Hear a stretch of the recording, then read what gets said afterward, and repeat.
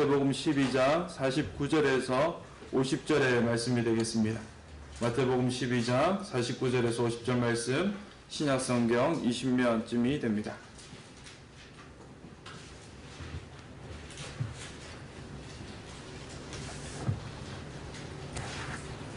우리 두 절의 말씀을 한 목소리로 함께 봉독하도록 하십니다. 손을 내밀어 제자들을 가리켜 이르시되 나의 어머니와 나의 동생들을 보라. 누구든지 하늘에 계신 내 아버지의 뜻대로 하는 자가 내 형제요 자매요 어머니이니라 하시더라. 아멘. 우리 먼저 앞뒤 좌우에 계신 분들과 함께 또 영상으로 예배드리시는 분들도 함께 인사 나누겠습니다. 새해 복 많이 받으십시오. 한번 인사하십니다. 새해 복 많이 받으십시오. 복된 명절 되십시오. 라고 한번 더 인사합니다. 네. 우리 방금 인사드린 것처럼 복된 명절이 되어야 하는데 가끔 가다 보면은 명절이 더 힘들고 어려운 그런 이 상황에 놓여 있는 분들을 볼 수가 있습니다. 우리 조금 전에 사모님 기도하셨던 것처럼 이번에 이 서울에 화재로 인해서 한 500여 명 되시는 분들이 또 이재민으로 또 고생하고 계시죠. 그런 분들도 계시고 또 어떤 분들은 좋은 이 시간에 가족들을 만나러 가던 길에 또 사고를 당하여서 힘들어하는 분들도 계시고 해서 명절이라고 해서 다 좋고 다 기쁘고 다 즐거운 날은 아니구나 라고 하는 것도 생각해 보게 됩니다. 또 특별히 한 가족이 모였는데 그 가족이 모여서 즐거운 시간을 보내야 함에도 불구하고 가시방석과 같은 시간을 보내시는 분들도 가끔씩 있죠. 특별히 우리 취준생분들, 우리 취업을 언제 할 거냐, 어디에 취업할 거냐, 너 얼마나 좋은 기업에 갈 거냐, 뭐 이런 질문을 던지면 그 자리가 가시방석과 같아서 있고 싶지 않은 그런 시간이 되기도 합니다. 또 그런 분들도 계시지 않습니까? 나이가 꽉 찬 미혼 남녀들, 만나는 사람은 있냐, 결혼은 언제 할 거냐, 결혼해서 애는 어떻게 낳을 거냐, 왜 결혼 안 하냐, 그러다 보니까 나 홀로 집에를 즐겨 하시는 분들도 요즘은 명절에 가끔씩 있기도 합니다. 그리고 또 해외로 그냥 이제 떠나버리시는 분들도 계시죠. 이번에 뉴스에 들어보니까 인천공항을 사용하시는 사람들이 한 68만 명쯤 될 것이다 라고 이제 추정을 한다라고 얘기를 해요. 그 많은 사람들이 가족과 함께 있지 아니하고 가족을 떠나서 나 홀로 집에 하고 있든지 아니면 해외여행을 가는 거예요. 왜 그렇겠습니까? 가족이 있으면 편안해야 되고 즐거워야 되고 기뻐해야 되는데 불편하고 어렵고 힘들기 때문에 그런 것 아니겠습니까? 그래서 혈육의 관계로 맺어져 있다 하더라도 다 좋은 가족의 모습은 아니구나 라고 하는 것을 알 수가 있어요. 얼마 전에 종영된 이 재벌집 막내 아들이라고 하는 드라마 보지는 못했습니다만 인기를 끌었다고 얘기를 해요. 왜 인기를 끌었는지도 잘 모르겠습니다만 대강의 내용은 이렇습니다. 재벌집에 할아버지가 계시는데 그 할아버지의 돈을 노리는 자녀들 그리고 또 손주들이 그 사이에서 각축을 벌이면서 누가 그 재산을 다 가질 것인가 하는 이야기라고 하는 것이죠. 그래서 어떤 일들이 일어나는 거 했더니 그 재산을 가지기 위해서 아버지가 아들을 서슴지 않고 내다 버리는 일도 생기고 형제가 형제를 죽이는 그런 이 모습들도 나타나는 것을 보게 됩니다. 과연 그것을 가정이라고 이야기를 할 수 있을까요? 그것을 가족이라고 이야기를 할 수 있겠습니까? 그래서 혈육을 나눈다고 하여서 다 가족은 아님을 우리는 세상을 살아가면서 너무나 많이 보게 되는 것이죠. 그러면 진정한 가족은 무엇인가? 진정한 가정은 어떤 것이 되어야 하는가를 우리는 한번 생각해 봐야 하지 않겠습니까? 오늘 말씀에서 우리 주님께서 진정한 가족은 누구인가? 그리고 또 진정한 가족이 모인 곳은 어떤 곳인가를 말씀하고 있는 것을 보게 됩니다. 오늘 말씀을 통하여서 우리 안에도 가족의 정의가 새롭게 내려지기를 바랍니다. 그리고 또 우리 주님께서 그 새롭게 내려진 정의의 가족을 무엇이라 부르셨는지를 알고 그것을 우리 주님 부르신 것처럼 만들어 나아가는 저와 여러분들이 되시기를 주님의 이름으로 축원합니다. 오늘 우리가 짧게 말씀을 읽었기 때문에 말씀의 배경이 어떻게 되는지를 조금 알아야 합니다.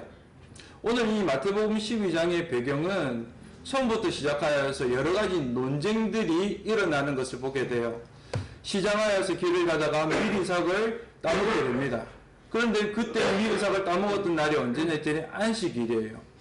그리고 또 예수님께서 이 손 마른 사람, 손이 뒤틀린 사람을 고쳐주세요. 고쳐주신 날이 또 언젠가 했더니 안식일입니다. 그래서 이 안식일을 지켜야 하는데 지키지 않은 것으로 인하여서 바리새인들이 예수님을 향하여서 책망하고 질책하고 예수님과 논쟁하는 모습이 나오게 되죠. 그렇게 이제 이야기가 나오다가 예수님께서 또 치유사역 하시는, 고치시는 사역을 통하여서도 이 바리새인들이 딴지를 걸게 돼요.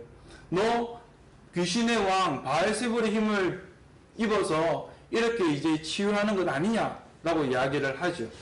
이렇게 많은 일들이 일어나게 되었는데 그 일들이 어디에서 일어났냐 했더니 갈릴리 호수 근처에서 일어나게 되었다라고 하는 거예요.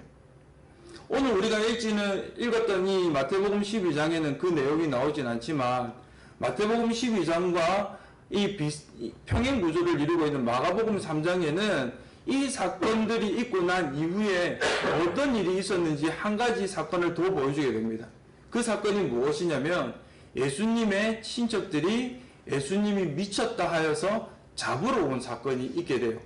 그리고 그 사건이 일어나고 난 다음에 어떤 일이 일어나게 되냐면 예수님의 형제들과 그리고 또 예수님의 어머니가 예수님이 한참 말씀을 전하시고 있는 그 자리에 오게 되는 일이 일어나게 되는 것이죠.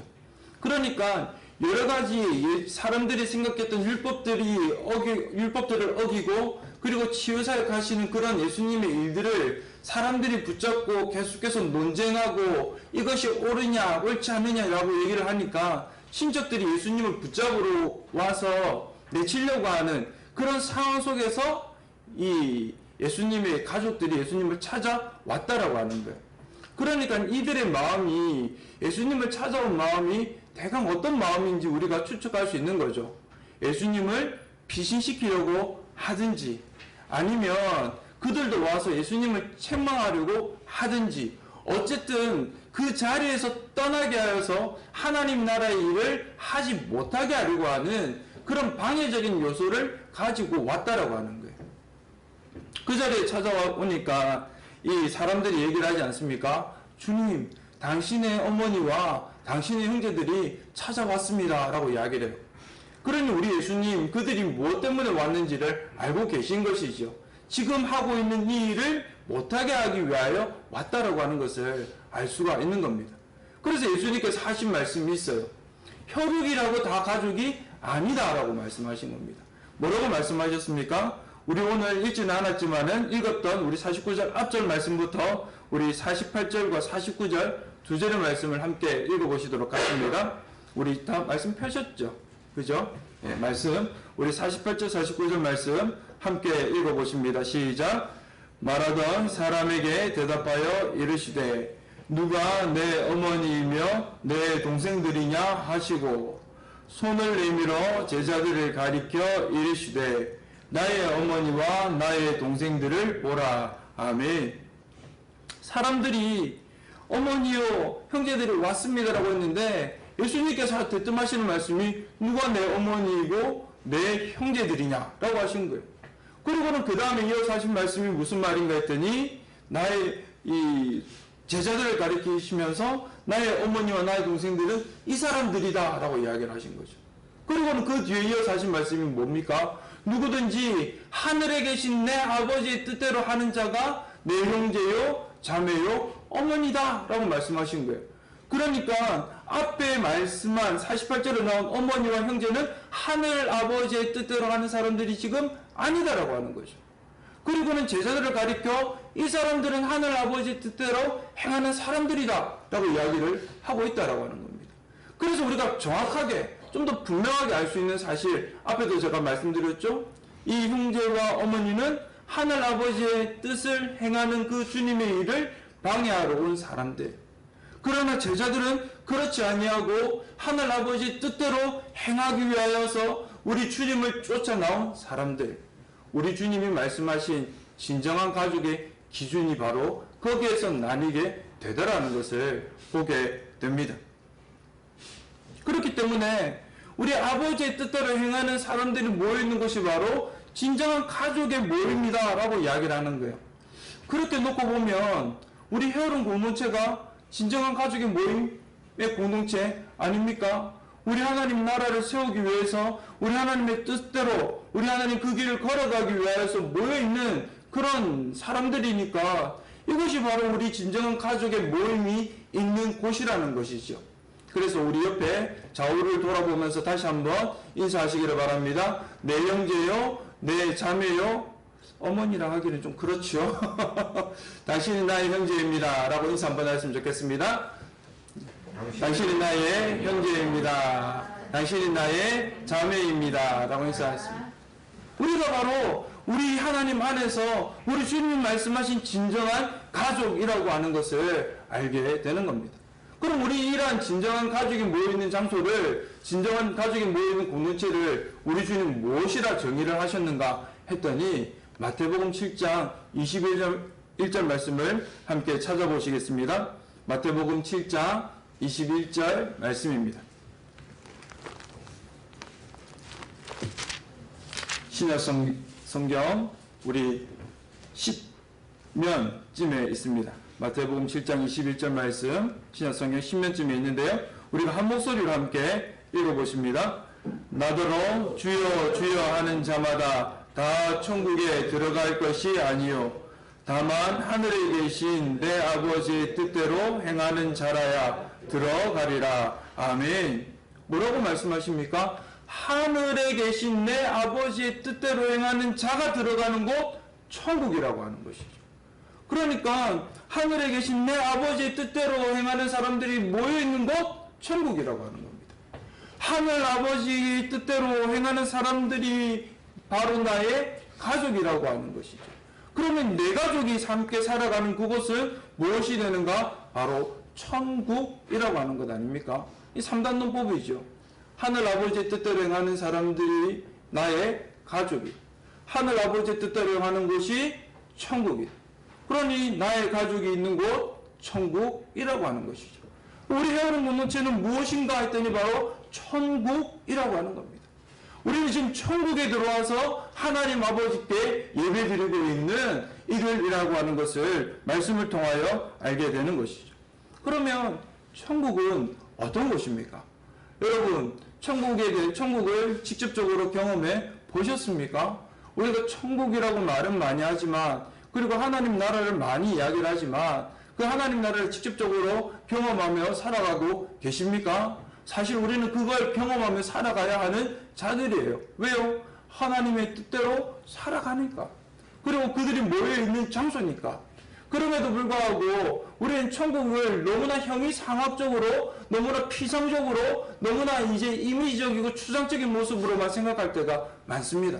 그러나 우리 하나님의 나라는 그렇지가 않아요. 이 땅 가운데서 우리가 분명하게 경험할 수 있고, 이 땅 가운데서 우리가 누릴 수 있는 것이 바로 우리 하나님의 나라이고 천국이라고 하는 것이죠. 그러면 천국의 대표적인 모습은 어떤 모습일까? 그것이 창세기에 나오고 있습니다. 우리 지금 새벽기도 시간에 창세기 말씀을 이제 함께 나누면서 우리 그 묵상을 하고 또 기도를 하는데요. 창세기 1장의 말씀에 보면 천국에는 두 가지의 모습이 분명하게 나타나고 있는 것을 알게 돼요. 이 두 가지의 모습이 어떤 모습이냐면 죄가 들어오고 난 이후에 반대적인 모습으로 나타나고 있다고 하는 거죠. 그래서 천국은 죄가 들어오기 이전의 상태, 그것을 천국이라고 이야기를 하는데 어떤 두 가지 모습을 나타내더니 첫 번째는 나를 위하여 다른 목숨을 해하지 아니하는 모습으로 나타납니다. 창세기 1장 29절에서 30절 말씀인데요. 제가 읽어드리겠습니다. 하나님이 이르시되 내가 온 지면에 씨 맺는 모든 채소와 씨 가진 열매 맺는 모든 나무를 너희에게 주노니 너희의 먹을 거리가 되리라. 또 땅의 모든 짐승과 하늘의 모든 새와 생명이 있어 땅에 기는 모든 것에게는 내가 모든 푸른 풀을 먹을 거리로 주노라 하시니 그대로 되니라. 아멘. 하나님께서 여섯째 날까지 이 짐승과 육축을 지으시고 사람을 지으시고 무엇이라 말씀하셨더니 너희의 먹을 거리는 모든 씨 맺는 열매를 가진 그 열매들 그리고 풀이 될 것이다 라고 말씀하셨어요. 그런데 이것이 바뀐 게 언제입니까? 그 하나님의 나라에 죄가 들어오고 하나님의 나라로부터 분리되어서 살아가게 된 이후에 어떤 일이 있게 되냐 했더니 나를 위하여 나의 목숨을 위하여 나의 생명 연장을 위하여 다른 것을 해하고 다른 것을 죽이게 되는 모습이 나타나는 것이죠.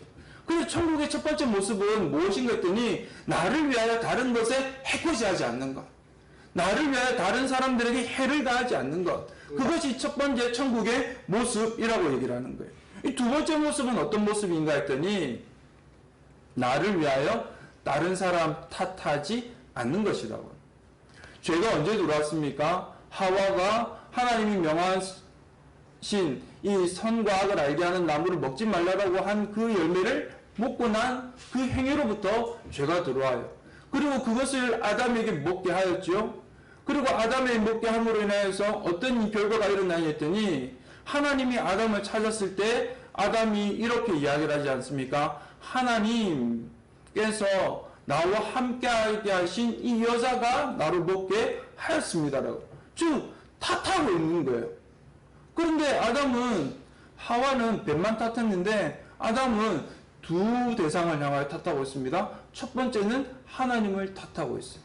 두 번째는 자기의 분신을 탓하고 있는 거예요. 그렇게 이제 지금 탓하고 있는 모습을 보게 되는 것이죠. 그리고는 자기는 그 자리에서 쏙 빠져버리는 것을 보게 됩니다.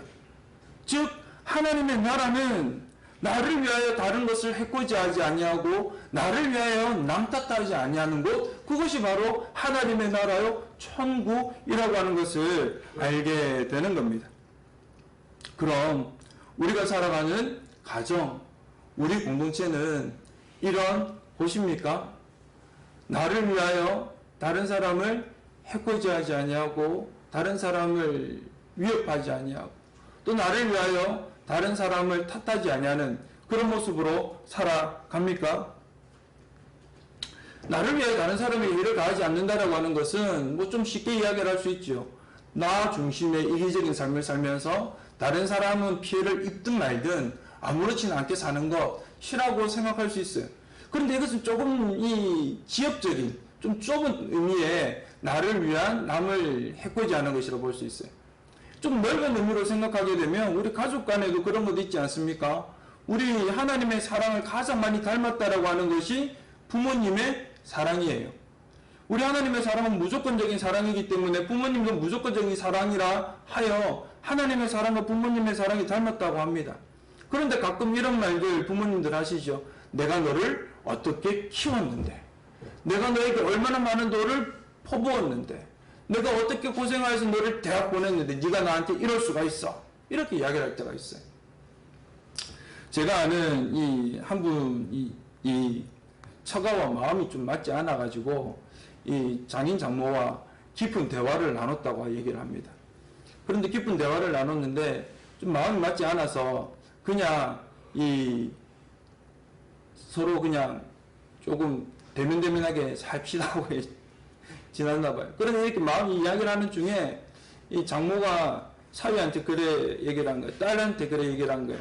내가 너를 어떻게 키워서 미국에 유학까지 보냈는데 네가 나한테 이럴 수 있어. 우리가 자녀들을 위해서 애쓰고 노력한 것이, 그 자녀에게 대학 보낸 것이 자녀에게 내가 뭔가 바래서 보내는 것 아니지 않습니까? 자녀가 이 세상 가운데에서 하나님의 사람으로 건강하게 자라서 하나님의 영광을 드러내게 하기 위하여서 그렇게 애쓰고 노력했지, 그 자녀에게 내가 뭔가 바라해서 그렇게 하는 것 아니잖아요. 그런데 우리 부모의 입장에서는 섭섭하고, 그리고 또 그 자녀에게 뭔가 좀 그런 마음이 있을 수는 있어서 이야기는 할 수 있죠. 그런데 그 이야기를 하면서 너는 우리 가족 아니야 라고 이야기를 한다. 그러면 그렇게 어떤 이익을 주고 받아야지만 가족이라고 얘기를 하면 그 진정한 가족일까요? 그렇지 않은 것 아니겠습니까?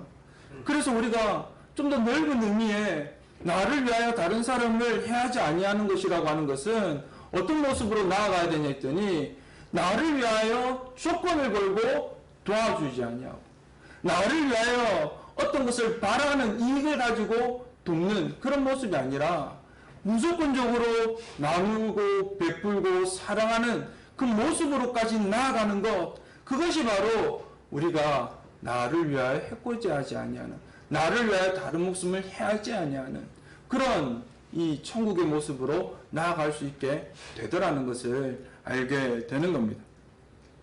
또 두 번째, 우리 남 탓하지 않는다라고 하는 것은 어떤 모습일까요? 그것은 역지사지하는 모습입니다. 역지사지라고 하는 것은 다른 사람의 입장에서 생각해 보게 되는 것을 말하는 거예요. 다른 사람의 입장에서 생각해 본다라고 얘기를 할 때 우리는 세 가지를 볼 수가 있어요. 첫 번째는 그 사람의 존재를 인정한다라고 하는 겁니다. 두 번째는 공감한다라고 얘기를 하는 겁니다. 세 번째는 그를 배려한다라고 얘기를 하는 것이죠. 왜 우리 역지사지를 통해서 이 세 가지를 알 수가 있습니까? 다른 사람의 생각을, 내가 다른 사람의 입장을 이해하기 위해서는 다른 사람의 존재 자체를 인정해야만 해요. 다른 사람의 존재를 인정하지 아니하면 내가 저 사람 입장 생각할 필요가 없는 것이죠. 그리고 또 내가 그 사람의 마음을 공감한다라고 하는 것은 그 사람의 입장을 생각해보고 그 사람의 마음이 어떤지를 알고 그 사람의 마음이 내 마음속에 들어와서 충분하게 받아들여지게 되는 것을 공감이라고 하는 것 아닙니까? 그렇게 공감이 되게 될 때 할 수 있는 게 있어요. 아, 저 사람의 입장이 이렇기 때문에 내가 이 사람을 이해하고 내가 이 사람에게 배려해야 되겠다라고 하는 삶의 모습이 나타나는 것이죠. 저희 가정에서 저와 저희 아내가 요즘 자주 하는 말이 있습니다. 그게 무슨 말이냐면, 아, 다 생각이 있어서 이렇게 했군요 라고 하는 거예요. 어떤 일이 있지 않습니까? 그럼 이 일이 있으면 이 했던 일이 내 마음에 좀 들지 않을 수도 있어요. 당장에 뭔가 좋은 결과가 보이지 않을 때도 있어요. 그런데 그 일을 놓고 당장에 이제 이 탓하고 그리고 책망하고 나무라지 않고 어떻게 하냐 했더니 조금 기다렸다가 이제 상대방의 이야기를 듣는 거예요. 듣고 나면 왜 이렇게 했는지를 이해하고 나면 그럴 수 있구나 라고 생각이 드는 거죠. 즉 역지사지하게 되는 거죠. 그래서 저와 아내는 요즘 어떻게 하느냐, 한 템포 쉬고 다 생각이 있었군요 라고 이야기를 합니다. 우리 앞뒤 좌우에 계신 분들과 함께 한번 이야기 한번 해보겠습니다. 다 생각이 있군요. 다 생각이 있군요. 네.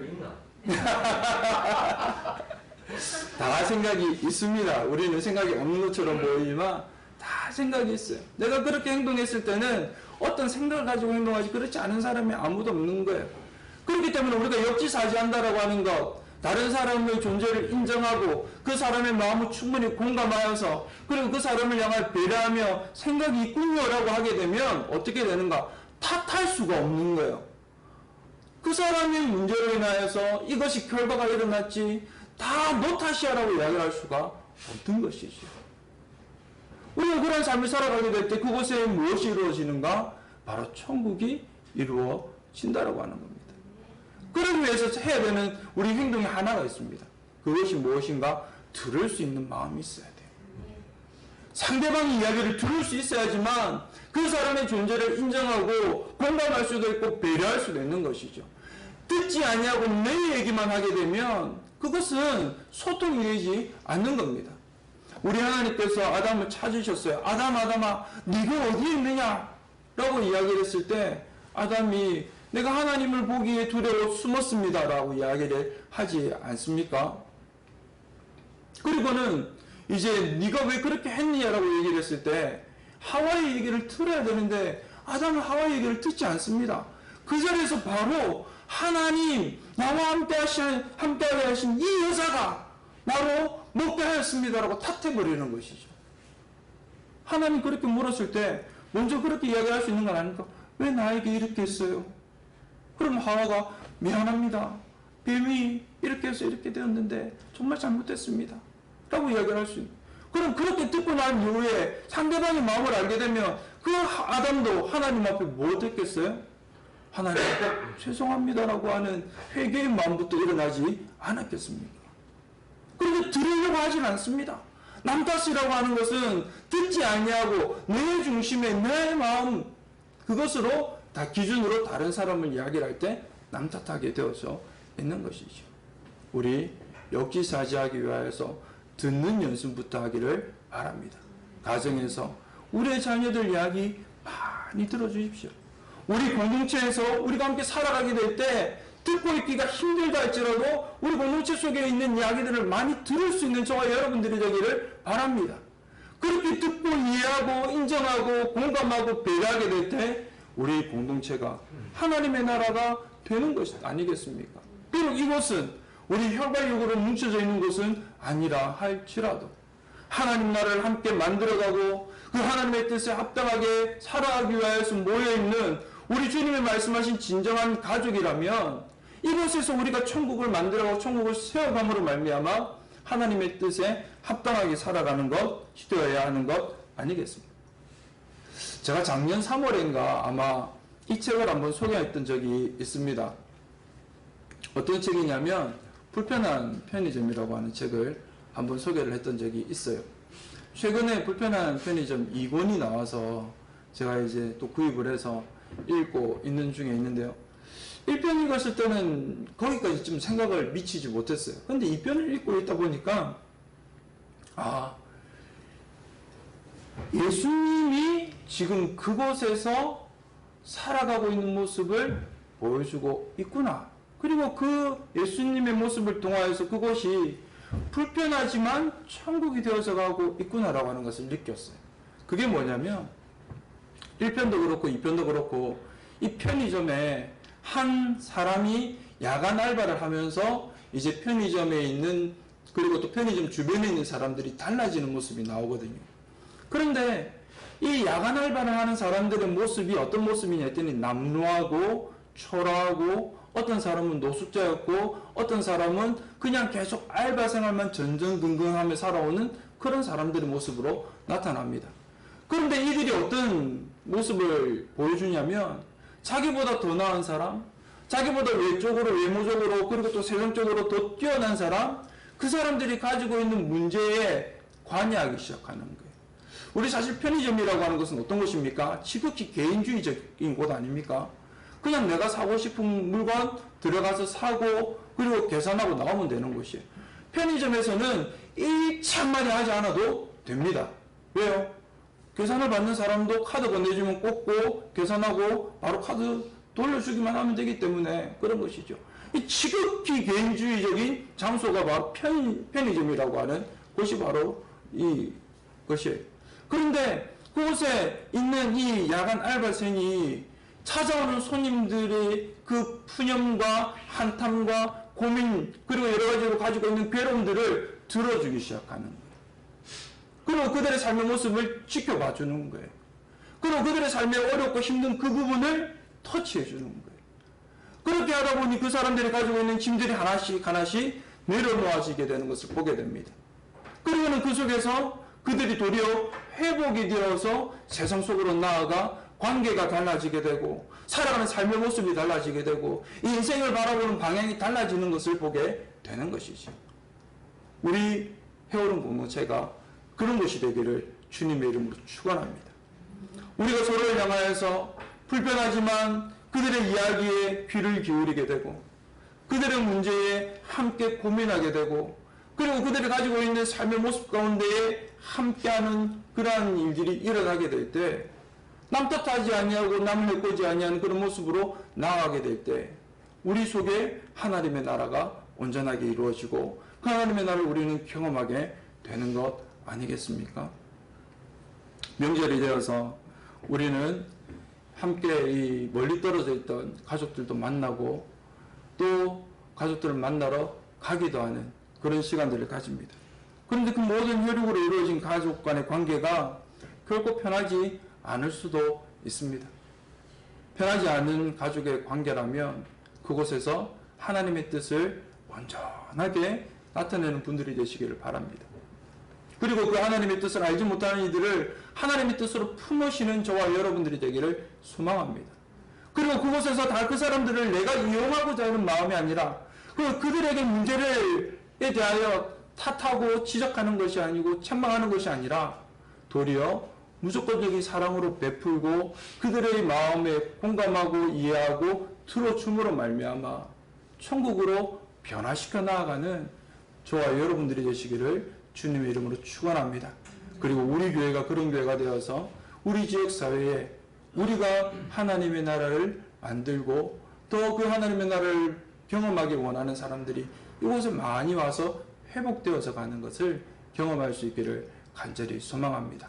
설명절 연휴 기간 동안에 이 삶을 살아가심으로 인하여서 여러분들이 서 계시는 모든 곳이 천국이 되기를 주님의 이름으로 축원합니다.